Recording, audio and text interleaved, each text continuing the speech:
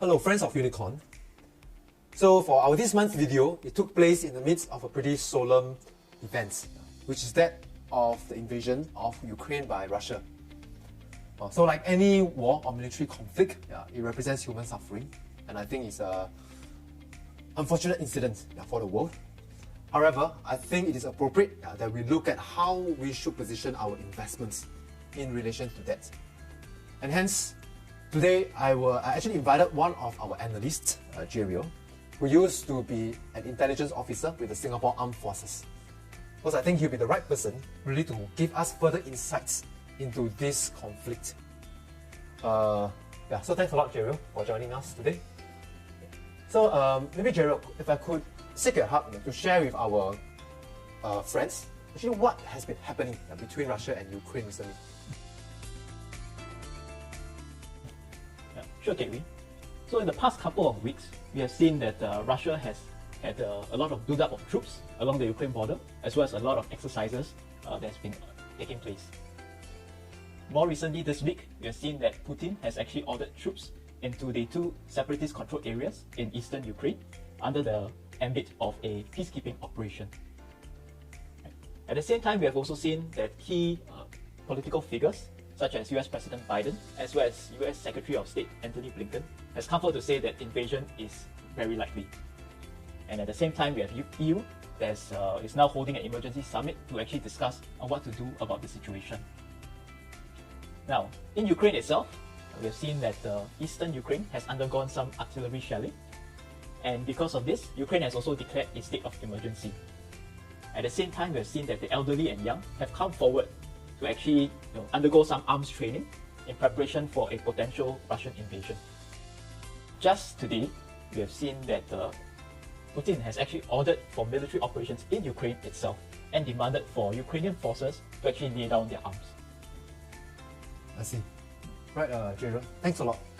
The Soviet Union was dismantled in 1991, so it's been a good 30 years. And why does Russia now want to do this? Could you share with us what is actually Russia's motivation for doing what it's doing now? Oh, that's a great question, quickly. So first, let's look at the comparison of Russia and Ukraine's military. So according to global firepower, Russia is actually ranked number 2 in its military capability as compared to Ukraine, which is now ranked number 22nd. So it's quite clear that Russia can actually invade Ukraine and overpower its military relatively easily. At the same time, we also have US and NATO that has already stated that they're not going to physically intervene into Ukraine. So why then has Russia not engaged in an all-out war from the very beginning? Key to this is understanding Russia's existential threat. So since the collapse of the Soviet Union, NATO has actually started to expand eastwards. And this has reduced Russia's strategic depth. And this also allows NATO to start to place more forces and weapons closer and closer to Moscow. At the same time, we also see that in the key NATO countries actually made an agreement to Russia that they would actually not expand NATO back in 1991. So these actions by NATO in the following years is seen as a violation of this promise. And lastly, Russia views NATO's intention to offer Ukraine membership as a hostile act, because this will allow NATO to actually place forces and weapons within about 500 kilometers from Moscow. So what does Russia really want? This can be actually gleaned from the drafts of the US-Russia and NATO-Russia agreements that was released by the Russian Ministry of Foreign Affairs in December last year. Key to it is for NATO to guarantee that Ukraine will never be allowed to join NATO, and for NATO to actually remove all forces and weapons out of Eastern Europe. Well, thanks a lot, Jirio. I think the next question, you might not have a definite answer, but I think I'll be very interested, I guess our friends too, to know your view. How do you think this situation would end? Okay. So this is my assessment in terms of what are the possible causes for action by Russia. I think in the past weeks we have seen what is a low-intensity conflict, which is a desire by Russia to want to keep escalating tensions.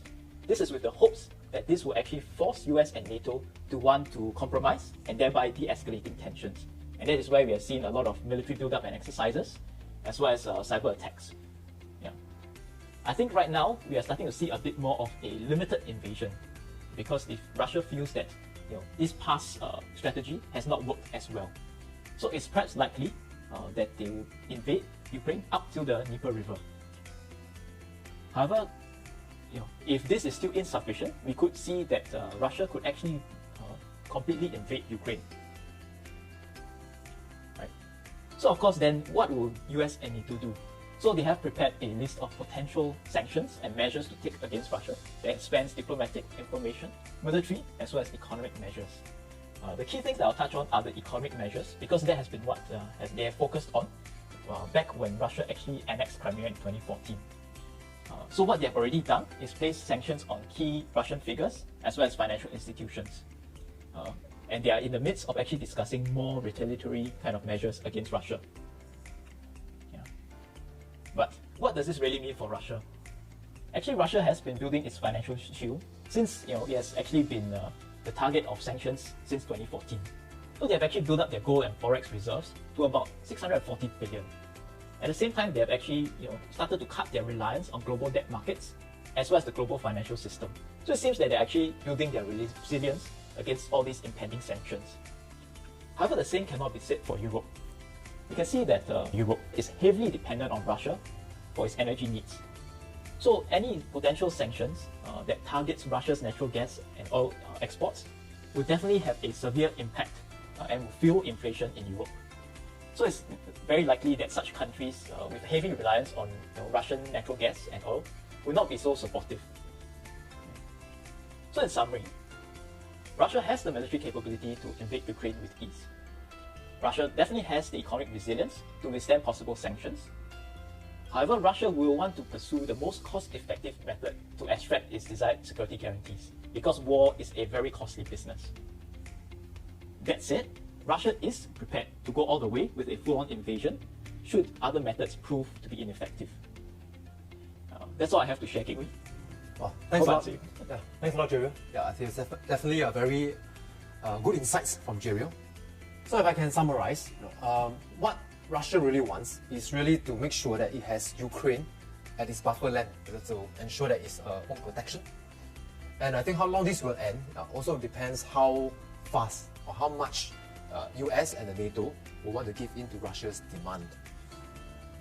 So thanks a lot. I think importantly is also to see how does it impact the financial markets, or rather our investments. Let me take a quick snapshot of generally wars in the past. Okay, so on average, US shares dropped 1.5% on the day of the military conflict itself. It then took another 15 more days to decline about 5.4% in total, before returning to the black 35 days later. So generally, it doesn't take a long time. Let's look at through the lens of history of 3 incidents of significant conflict from 1990s till today. Okay, the first one is the Gulf War, which happened between August 1990 and February 1991. That was when Saddam Hussein, the Iraq leader at the time, ordered the invasion of Kuwait, to want to acquire its large oil reserve. Of course, the US came to the rescue of Kuwait. That happened actually during a recessionary time already. Okay. What happened was it further accelerated the recession. And from the start to the end, the top to the bottom of this conflict, so between August 1990 to October 1990, it actually, the Dow Jones actually declined by about 16%. Subsequently, it took until August 1990 to regain the level pre-conflict. So it took about 8 months in total to come back to its original point. Next, let's look at the Iraq War. The Iraq War was when the US claimed that Iraq has a weapon of mass destruction, and hence it wants to topple that regime. And in that time was actually during the dot-com recovery. And as you can see in this graph here, it actually caused a blip in the recovery. But it did not actually change the whole trend. After this blip, the recovery continues. So how much was this blip? From March 2003, the middle of it, 20th to the 31st, which is just a mere 11 days, the Dow Jones dropped 6.2% before subsequently recovering. And it took a mere one month to recover to the level before it dropped off. So it's actually quite short. Okay, the third one, not exactly a military conflict, but actually US says that it is a war on its own home ground, which is the 11th of September 2001 Twin Tower attack. Okay, so this one took place in the midst of a dot-com crash. So it exacerbated the decline in the stock market. So the Dow Jones from 10th of September 2001 till 21st September 2001, 11 days, it declined 14.3%. And after this, it subsequently recovered. And it regained the level that it dropped off on the 13th November 2001. So it took a 2 months to regain back the same level. So through these three incidents, let's learn something. First of all, throughout, from 1990 to today, which is about 30 years, throughout these three conflicts, the Dow Jones actually climbed from 5,000 points to 34,000 points, an increase of 600%. So you can see that the stock market could be volatile through this period, but over time it climbed this wall of worries and still make a very good, decent return for investors. So a few findings. Firstly, military conflicts does have an impact on the stock markets. It tends not to be very long. The degree of impact depends on the prevailing economic conditions before the conflict. And of course, also how serious this conflict is. And from the three incidents, it took about 1 month to 8 months to regain back the level before the military conflict. So generally, the drop happened over a short period, and you also regain back the loss over a pretty short period. And one more interesting thing is it generally does not alter the existing economic condition, which means if it's in the midst of a recovery, it tends to be just a blip and the recovery continues, and vice versa. So in summary, just like all of you, we definitely don't favor a war to be happening because it represents human suffering, but I think it does create an opportunity for investments. So two things that I'd like to share. Firstly is that for us, we always want to create a resilience in our portfolio. So what we have done is actually to create safe haven assets. In this case, gold and cash that's within a portfolio. So far, gold has indeed been serving its function, where its price has been rising, while equities price has been falling. So we have placed a hedge already within all the portfolios that we have. And secondly, like what we've seen, a military conflict does not alter the existing situation. It merely exacerbates it. So what I've shared in my previous video of 1 step back, 3 steps forward still stands. So what this has happened merely accelerate and exacerbate that 1 step back, which is the situation we are in. So you probably expect the stock market to be falling faster, and then to front load that decline. So what's going to happen? Just to reiterate, we'll be making use of this window of opportunity to be gradually buying into growth companies, which represents the most relevant companies to be investing into for the next 5-10 years. So rest assured, we'll definitely be standing watch and keeping watch on this situation so that we can be making the best use of it. Because I think what we shared about the 3 steps forward still stand.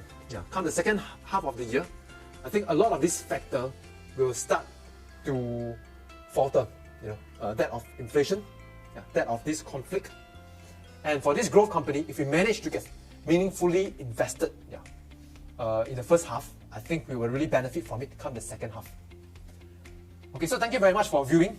So let's be very vigilant to be benefiting from this current 1 step back so that we can really benefit from the 3 steps forward when it happens. Thank you very much.